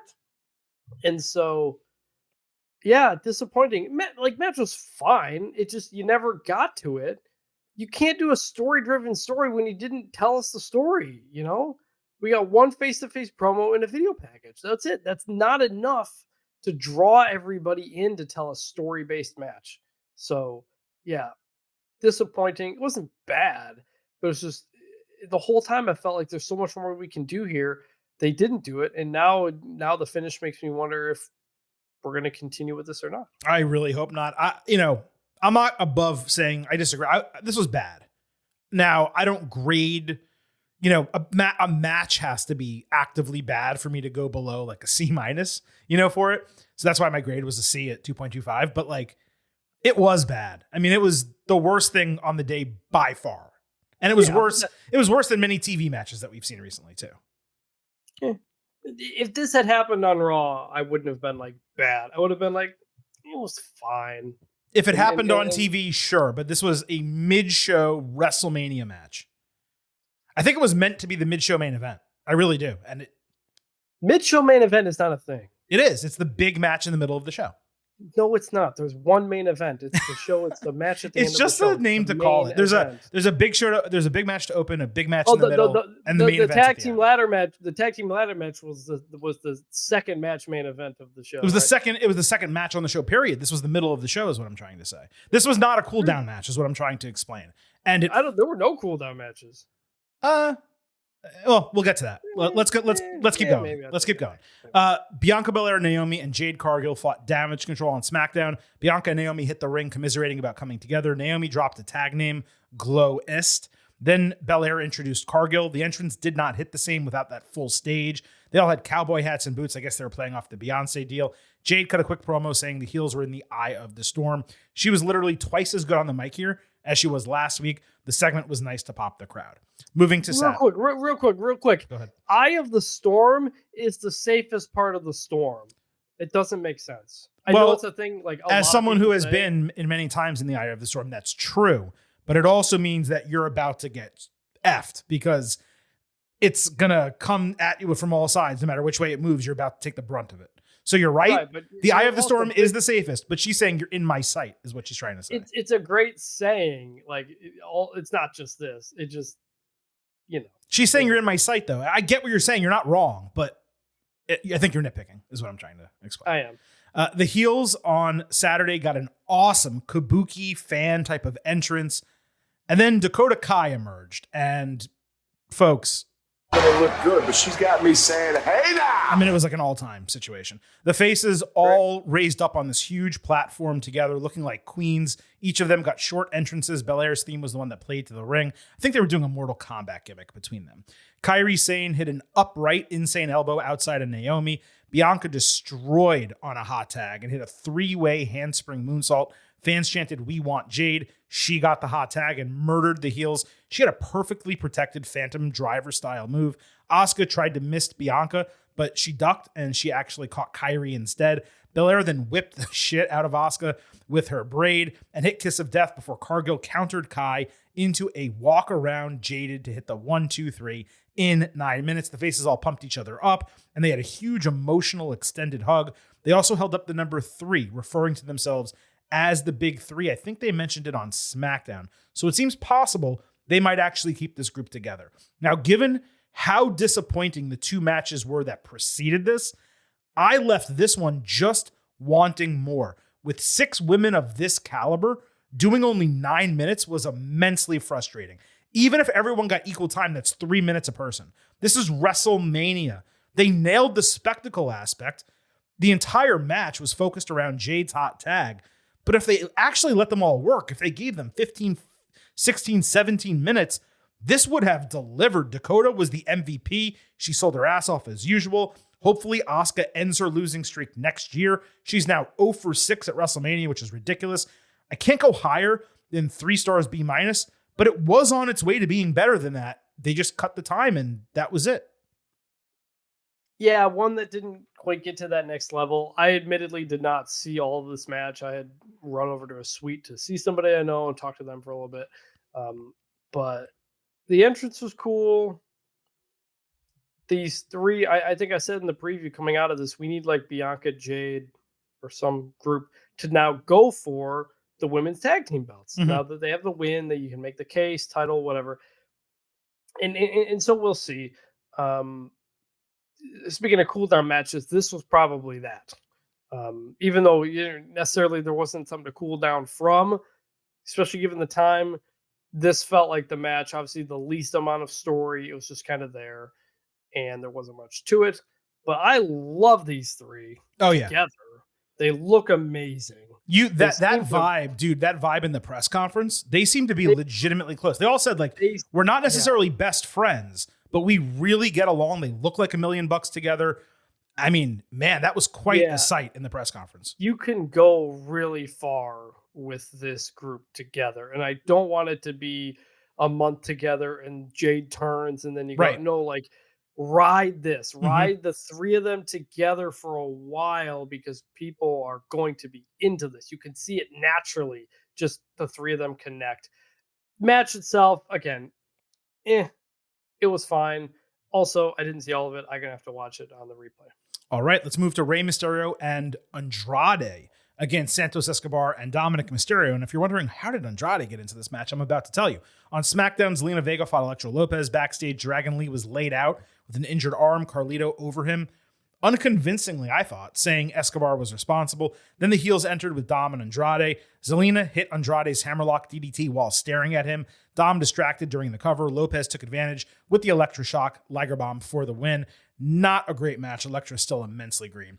The heels attacked Rey, but when Santos shoved Andrade and told him, hey, get in here, start hitting this guy, Andrade basically said, F that, destroyed both of them, Santos and Dom. He shook Rey's hand. He raised Zelina's arm. She jumped into his arms and hugged him, and all was right in the world again. Zelina and Andrade next to each other. Rey and Zelina later learned Dragon would not be medically cleared, so Andrade immediately offered to take his place. Seconds later, Carlito came in to do it, only to learn Andrade was fighting instead. Tinge of anger, and then he supported them.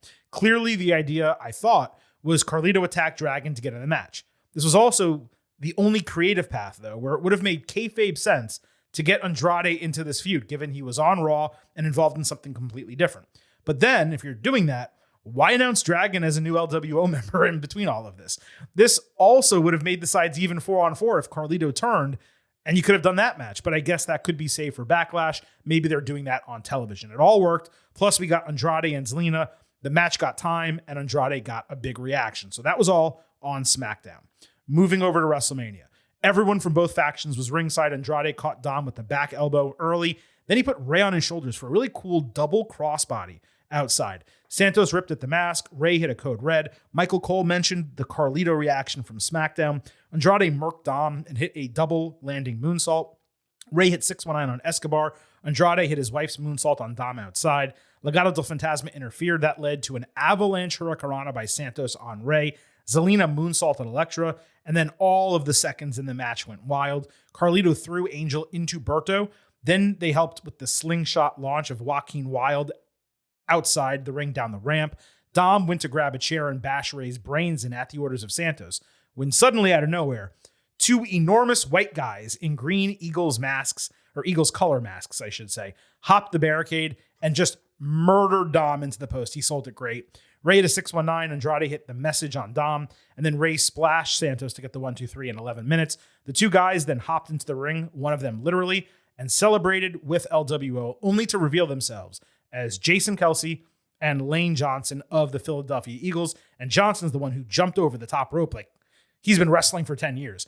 Well, now we know why it wasn't 4-on-4 or 5-on-5, because it was going to be a cluster anyway. And everyone still got involved here. It was a lot of fun for like a babyface win, but there were so many elements that it got super freaking convoluted. Those four could have put on an absolute banger of a wrestling match, but that wasn't the goal for this segment. Andrade was the MVP. The dude is tagged with Rey, LA Park, and Ric Flair all in the last 615 days. That's legendary shit. The face is winning, and Carlito not turning was actually disappointing for me. I don't really pop for offensive linemen who don't play for my team. It was good for people from Philly who were there, but these guys, I know Kelsey's popular, people know him. They're not really like national or international celebrities to the level of people like a Bad Bunny or Logan Paul, people who got involved in matches previously. I thought this was a great spot to put over Santos and Dom. They didn't do it. The match was fun, even if it was convoluted. 3.25 stars in a B. Yeah, another one of those where you think, all right, where can the heels pick up the wins? This was one of them because what do Andrade and Ray need to win for? And so just kind of continued on the surprise of the night. But it was good. I liked it. I liked that everybody was ringside and they did all that stuff. I think the Joaquin Wild like launch off the rope. I know he does it in NXT. That's something he did do that in the main roster like not long ago. So that's the third time it's happened in 2024, and he had never done it before. He did it in NXT. It got so viral that they did it on SmackDown. It was not as successful, so this was the third time they did it. Yeah, the SmackDown one, they shouldn't have done it. They should have saved it for here. Agreed. Saved that for WrestleMania because then that's a memorable moment spot, not something we saw on SmackDown a couple weeks ago. Exactly. But the Jason Kelsey appearance, not surprising at all. I predicted it as soon as he retired. I was like, I tweeted he's going to be at WrestleMania, obviously. Mm-hmm. Extremely weird to have them like be the result of the match. Yeah. Like that they played a role in the finish. It would have been so easy to just do Santos and Dom win and Legato's got a big beatdown going, and then Jason Kelsey and Lane Johnson come save the day. Yeah, but then they kind of have to wrestle, and I don't think they wanted to do that. Is my guess. No, you just do a couple of things. You hit fake punch a couple of guys, and then LWO helped out, and then blah blah blah. Maybe. And so, but then also like the reveal was not produced well. No, and I don't know what the plan was. But I mean, you're expecting, they do that, and then like everyone's like, who are these people? Who are these people? And then like the camera zooms in, and then Jason Kelsey pulls it off, and everybody goes, it's Jason Kelsey. Instead, they're all just celebrating together in the ring. He just pulls off the mask, and like, it's a zoomed out shot. It was like, so didn't he? Like, also, Chris, though, let me interrupt you. There was no relevance or relationship here. Like there was. No. Why do they give a shit about Rey Mysterio and these guys? I saw a video with Lane Johnson. He worked out with Seth Rollins.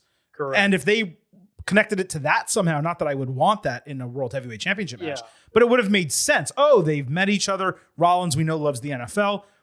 Rey and Andrade, what do they have to do with Lane Johnson and Jason? It just didn't make it. It was out of nowhere.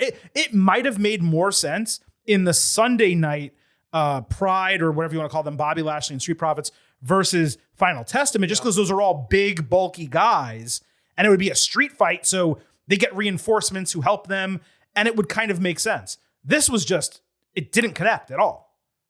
Yeah, it didn't connect, and again, it wasn't produced well. If you had like snuck Jason Kelsey and Lane Johnson down there in masks, and then they unmask and come to the ring, like that then you get that moment, like, what's Jason Kelsey doing here, interfering on the match? There's the finish. Like, to do it masked and then unmasked after and not doing it in a meaningful way was just bizarre. Like, you want to create a moment there, and they did not at all hit the moment. They could have done it like they did, I think it was with Rob Gronkowski and the Andre the Giant Battle Royal, where they're just sitting ringside as Jason Kelsey and Lane Johnson, and Escobar is talking about someone throws a drink at him, and then they get involved. They do that. They do that, or it's as simple as they see Santos telling Dom to bash Ray's head in, and before the match, Ray comes up and daps them up. So now it's established that they're friends with Ray.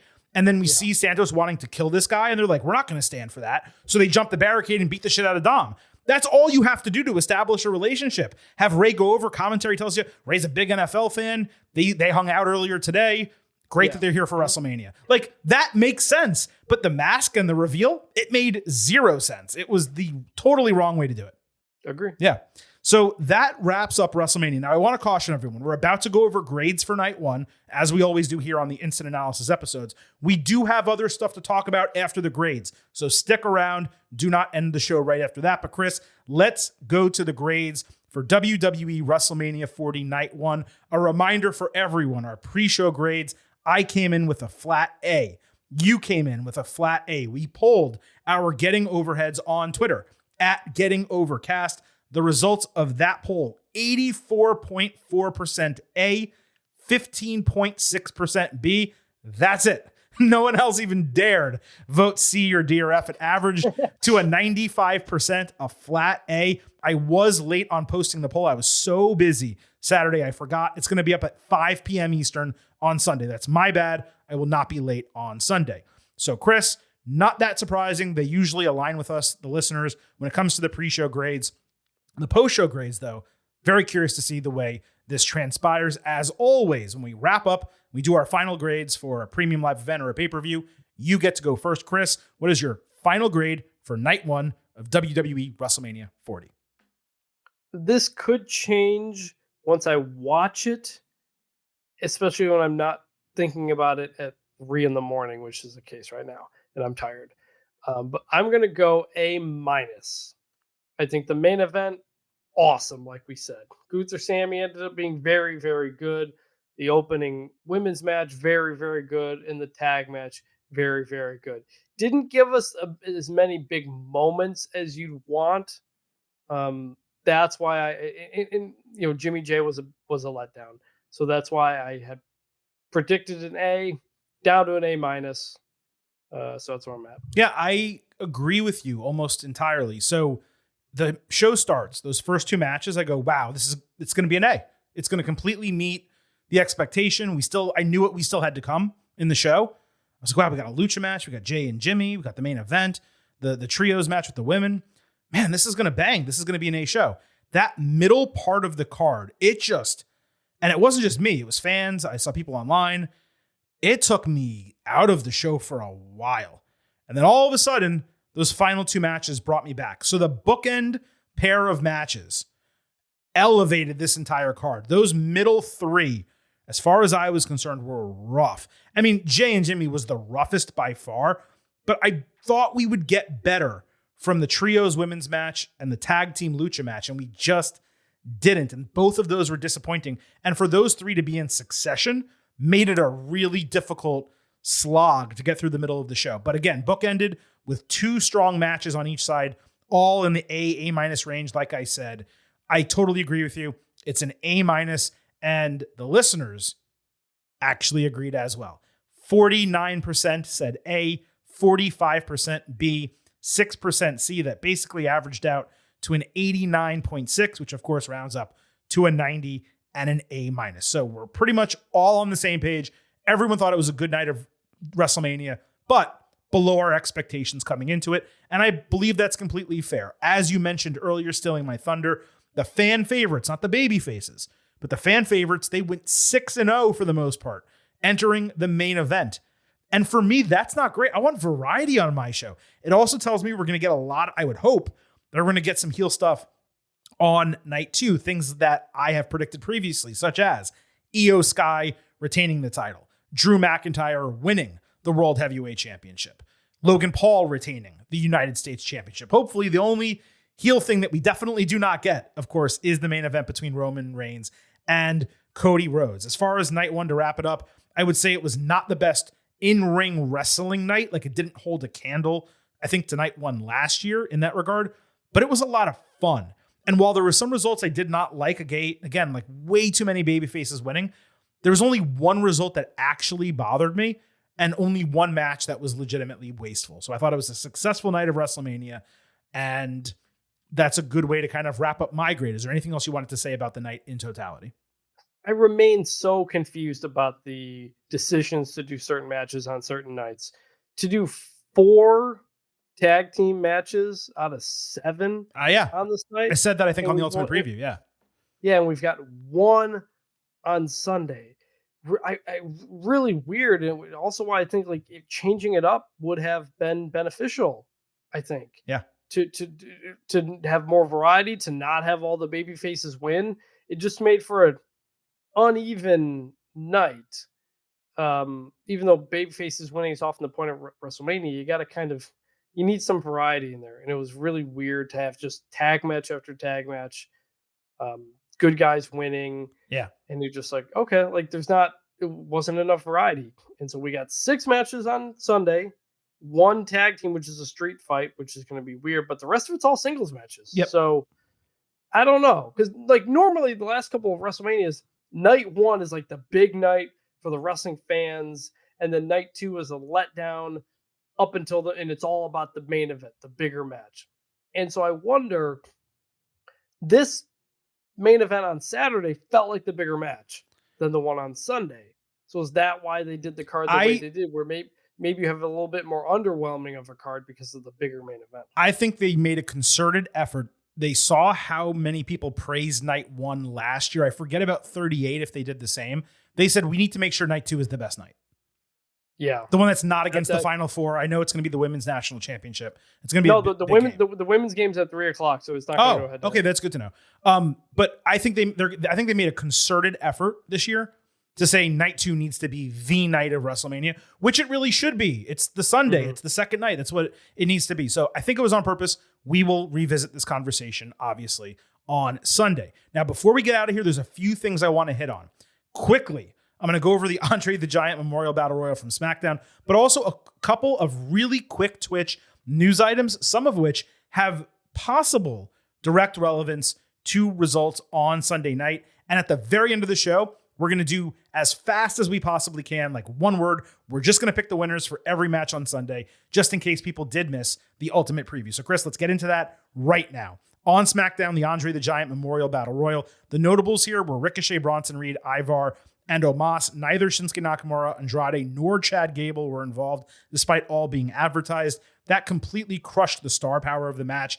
It was almost entirely tag teams. Omos took himself out while double eliminating the Creed brothers. This was a total accident. Due to momentum, the rope got pulled down. I doubt he was the planned winner, but he was probably part of the final sequence.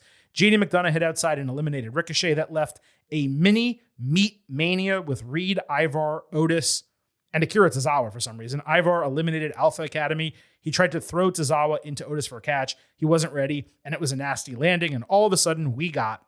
Where else can you see two beef planets like this colliding? We got beef planets. I like that. We got the beef planets indeed. Reed dodged the Doomsault from Ivar. Bronson somehow did a rolling senton and then won. Not the best Andre, not the worst Andre. Not the best winner, not the worst winner. It gives Bronson something to hang his hat on.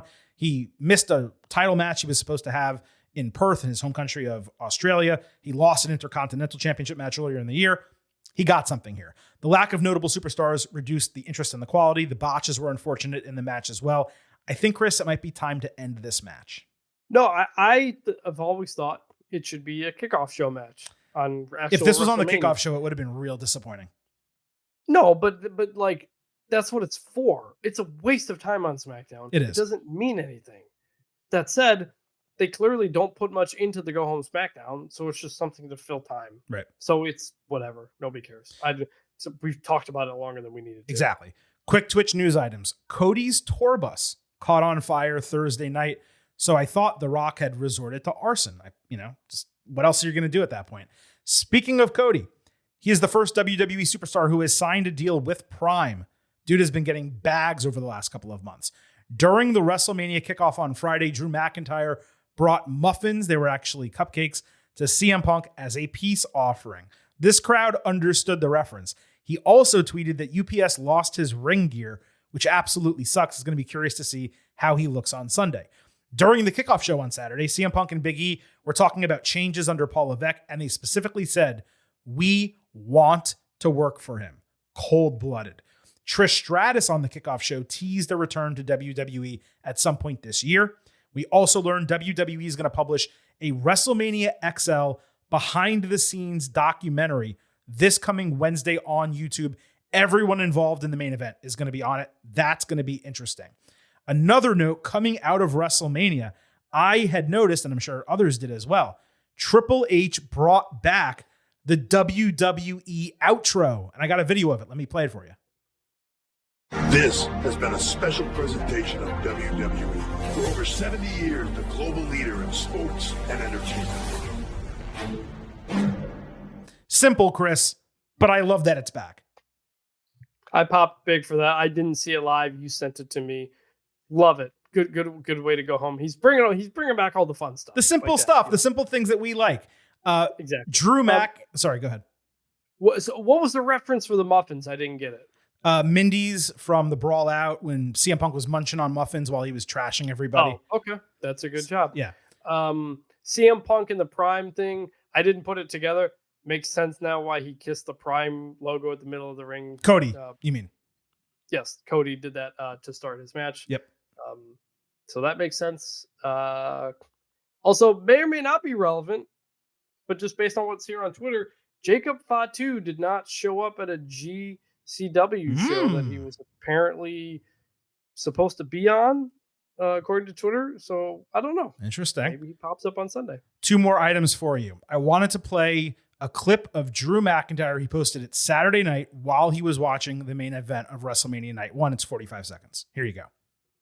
Tell you what, I'm psychic. It went exactly how I said it was going to go. If anybody wants to win in lottery numbers this week, tell you what to do. Whoever's got the funniest comment on my social media in the comments, I'll have someone go through it. I'll give you the winning lottery numbers this week because I'm a psychic, or anyone could have predicted that was going to happen. Seth, you're an arrogant junkie, mate. It's going to be an execution tomorrow. Just get your stupid ass to the ring tomorrow and I'm going to take that title off you. Put it online. Go. We're going to enjoy the rest of this. I want him to execute Rollins. I mean, Rollins has had a great title reign, Chris. Probably exceeded expectations in many ways. I want McIntyre to eviscerate him. That's the best possible story. Well, no, I don't want him to eviscerate him. I kind of wanted CM Punk to get involved in the match, and I still want that to be the case. So, and then lastly, I wanted to play the final 50 seconds from the Go Home SmackDown on Friday night. Listen to this. That's right. I am fighting for every moment that has defined me, for every single fan who has believed in me, for everyone who ever dreamed out in the open. And my dream was to become champion. And this Sunday, know this, that when one good story ends, an even better one begins.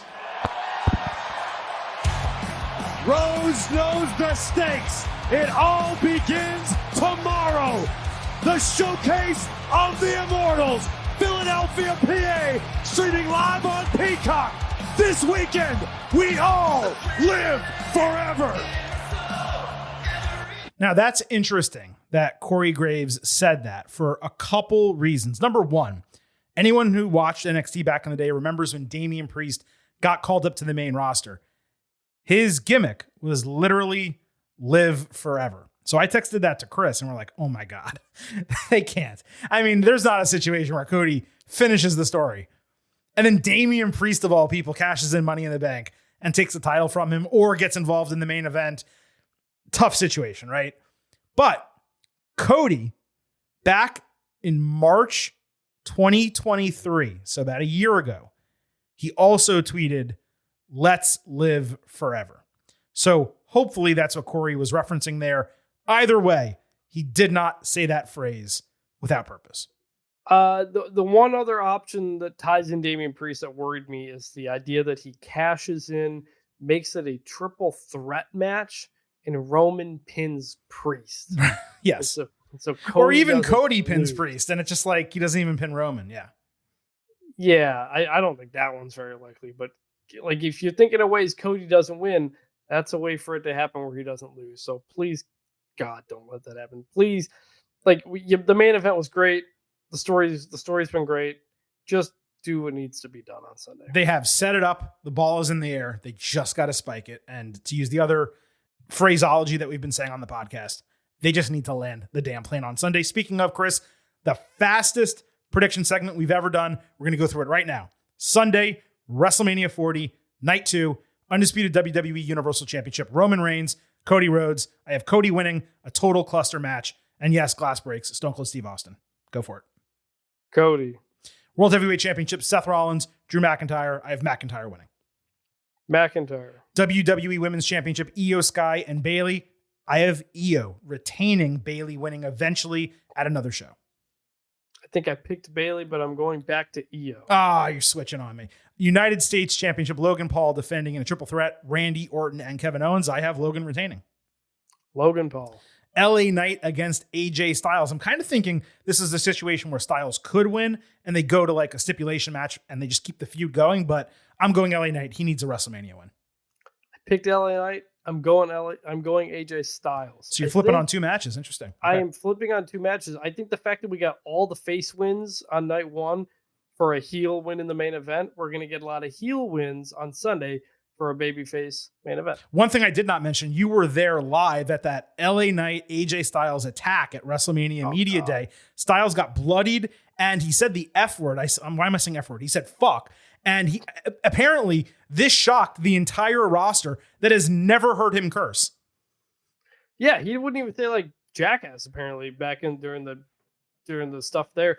This was crazy. Like I know we've gone long on this podcast. I thought we'd save this for tomorrow or something, but so yeah, let's do that. No, let's save this. Let's save it for tomorrow. I was just talking about my it. experience seeing the fight. I'm going to explain it on Sunday's pod. Beautiful. Bobby Lashley and the Street Profits against the Final Testament, Philadelphia Street Fight. I got the faces winning here.